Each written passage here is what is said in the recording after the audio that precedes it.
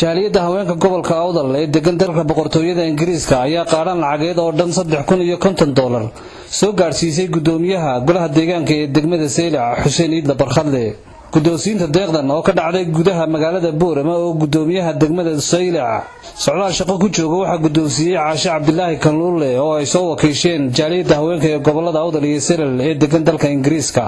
ugu horreynna waxa kulankaasi deeqda lagu wareejinayay hadal ka jeedisay Caasha Cabdilaahi Kaluule wakiilka jaaliyada haweenka gobolka Awdal ee degan boqortooyada Ingiriiska waxaana xusay deeqdan iyo waxa ay ugu tala galeen jaaliyada haweenka ee qaadaanka lacageed u soo diray degmada Seylac waxaana kamid ah hadaladeedii halkan waxaan ku hayaa $350 oo ay soo direen gabdhaha walaalahaya ee jooga Britain Ingiriiska taasoo ay magaalooyin badan ay hablahaasi joogaan ay ka soo kala qaadeen Leicester Bristol Birmingham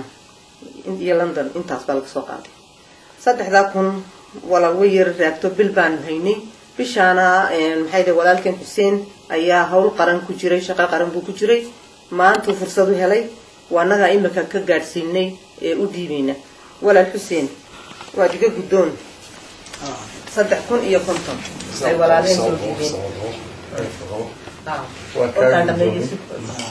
waxa weeyaan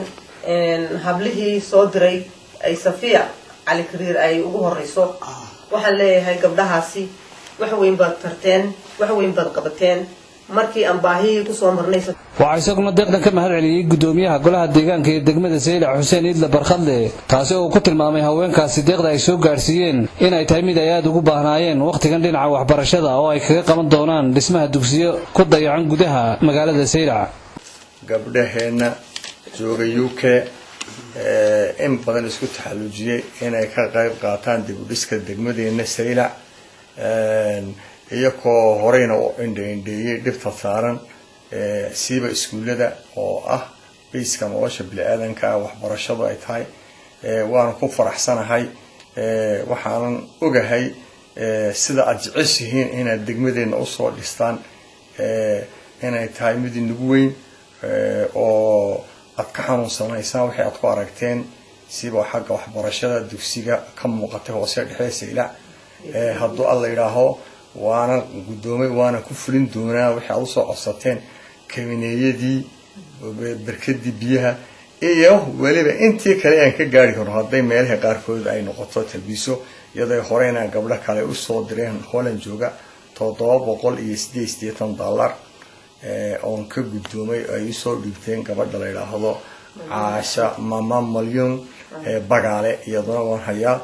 inta shaqadina ilaa imka gacanta lagu jiraa waa socotaa wayna mahadsanyihiin gabdhaheena isku taxalujiyay qaar kamid ah duqeyda deegaanka Seylac oo goobjoog ka ah wareejinta deeqdan ayaa iyaguna u mahad celiyay jaaliyada haweenka gobolka Awdal ee deeqda u soo diray degmada Seylac si ay baahiyaha ka jira degmada ay wax uga qabtaan kulleeyto munaasabada tan deeqdan lagu guddoonsiinayo degmada Seylac caawa maxaan ku dhigay nasiibka u yeesheen la kulmay aad iyo aad baan u soo dhaweynayaa waxana weeyaan kulleey gabdhaha Ingiriiska jooga ay maxaan ku dhigay Safiya Cali Kariir ka madaxda ahayd oo berigiiba ballan qaadyo badan qaadeen ilaahay khayr siiye iyadoo deeqdiina TV-ga laga arki doono gudoomiyaha lagu wareejin doono kulleey aad iyo aad baan maxaan ku dhigay ugu mahadinaynaa si kastaba deeqdan ayaa noqonaysa deeqdii ugu horeysay ee jaaliyada haweenka gobolka Awdal ee degan dalka boqortooyada Ingiriiska ay ugu soo deeqaan degmada Seylac deeqdan oo ay ugu tala galeen wax ka qabadka baahiyaha asaasiga ee ka jira degmada Hashim Sheekh Cumar Good Somali Sat TV Boorama.